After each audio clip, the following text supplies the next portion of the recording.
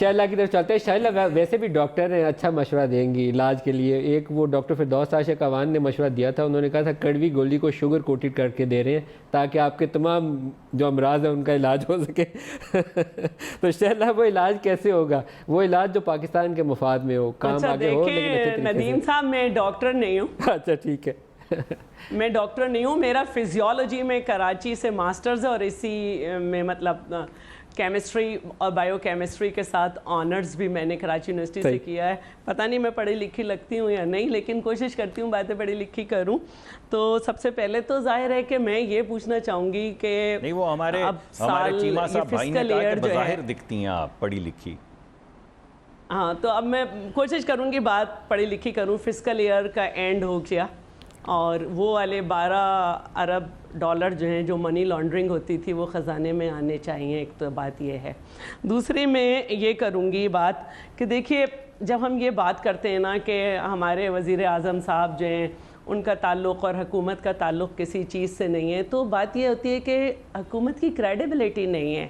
کیونکہ جس چیز کو آپ کہا کرتے تھے کہ یہ نہیں ہونی چاہیے, آپ نے نہ صرف وہ خود شروع کی بلکہ جب پہلے ہوئی ایم ایس ٹی دی گئی ضیاء کے دور میں تو آپ خود اس کے بینیفیشری تھے.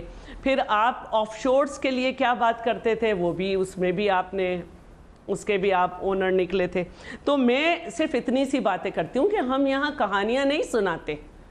ہمارے جو لوگ ہیں نا وہ 11.5 سال جیل میں رہے, زبان کاٹی گئی, کہانیاں عدالت کو دی گئی تھی جیسے آج دی جا رہی ہیں کہ ابھی کچھ ثبوت جو ہے نہیں ہے, ابھی کچھ ثابت نہیں ہوا, لیکن یہ مجرم ہیں, ان کو اسمبلی نہیں آنے دو چاہے قانون یہ کرنا پڑے, ورنہ آرڈیننس لے آؤ, قانون نہیں بنا سکتے. تو یہ عدالت پہ دباؤ ہوا کہ آپ انہیں مجرم سمجھیں. ابھی آپ کچھ ثابت نہیں کر سکے, 11.5 سال بھی نہیں کر چکے تھے. اب یہ کہا گیا کہ ہمارے پاس کوئی قبضہ مافیا نہیں ہے. کیا اعظم سواتی صاحب نے وہ زمین واپس کر دی جس کے لیے اوپر بات ہو رہی تھی؟ تو نا زمین تو تھی نا ان کے پاس.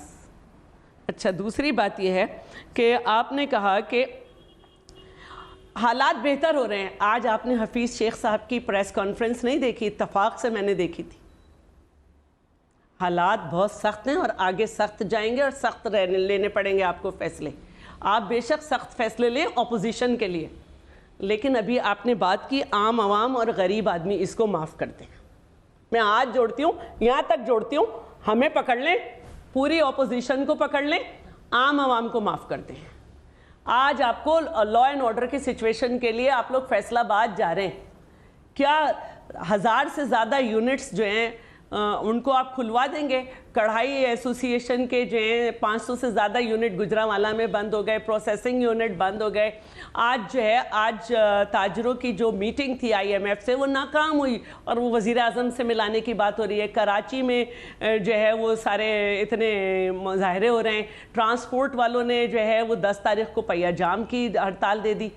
تو آپ ہمارا پیچھا نہیں چھوڑیں, عدالتوں کو لگا دیں, کیونکہ آپ کے دور میں وہ سمجھ گئی ہیں کہ پولیٹیکل انجینئرنگ کیا چیز تھی اور کیا تھا. اب وہ سمجھ گئے ہیں, وہ ہمیں دیکھ لیں گے.